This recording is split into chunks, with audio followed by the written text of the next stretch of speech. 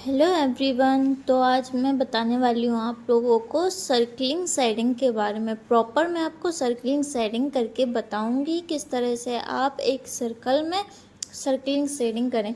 तो सबसे पहले कि हमें क्या करना है, जितनी भी पेंसिल हैं शेडिंग्स की वो ले लेनी है। उसके बाद हमने कल जो वैल्यूज़ पढ़ी थी उन वैल्यूज़ का यूज़ करना है। तो सबसे पहले हम क्या करेंगे, जो हमारे पास सबसे हल्की पेंसिल होगी यानी कि 2B, तो हम क्या करेंगे 2B पेंसिल को ले लेंगे और सबसे पहले उससे शेडिंग करना शुरू कर देंगे। और हालांकि अभी मैंने आपको डार्क एंड लाइट शेडों के बारे में नहीं पढ़ाया है, तो अभी केवल मैं आपको शेडिंग करके ही दिखाऊंगी।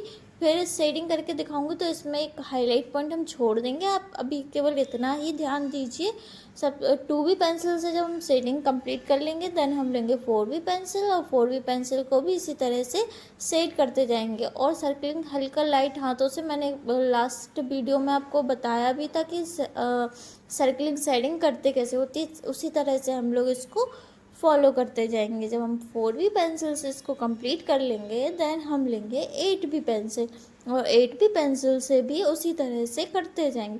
लेकिन एक चीज़ याद रहे, इसमें हमें है ना एक फ्लो रखना होता है कि जिस तरह से ऊपर से एक लाइट पड़ रही हो तो नीचे की तरफ डार्क और बीच में मिड टोन और फिर लाइट टोन और एक हाईलाइट पॉइंट दिखाई देता है। उस तरह से हमें शेडिंग करते हुए चले जाना है।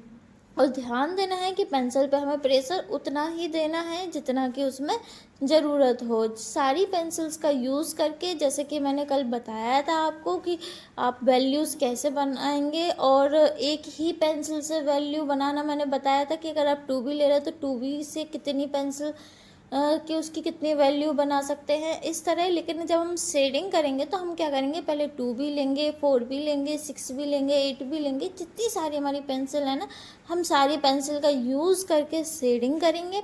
और अगर आप चाहो तो आप सिंगल पेंसिल लेके भी कर सकते हो, उसमें भी आप है ना वैल्यूज़ दिखा सकते हो। तो वैल्यूज़ हमारी जो होती है ना वो अपनी शेडिंग में दिखा सकते हैं। और मेनली हमें वैल्यूज़ में सबसे ज़रूरी होता है कि हम 3 टोन्स को ज़्यादा से ज़्यादा दिखा सकें। एक होता है हमारा dark tone, light tone, mid tone, और इसके बारे में मैं आपको बाद में बताऊंगी। और जो शैडो है वो शैडो किस तरह कैसे पड़ती है वो उसके लिए मैं अलग से वीडियो बनाऊंगी।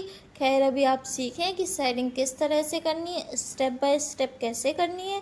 और अगर आपको कोई भी प्रॉब्लम हो तो आप मुझसे पूछ सकते हैं कमेंट करके। मेरे चैनल को प्लीज़ लाइक करें, कमेंट करें, शेयर करें। Thank you.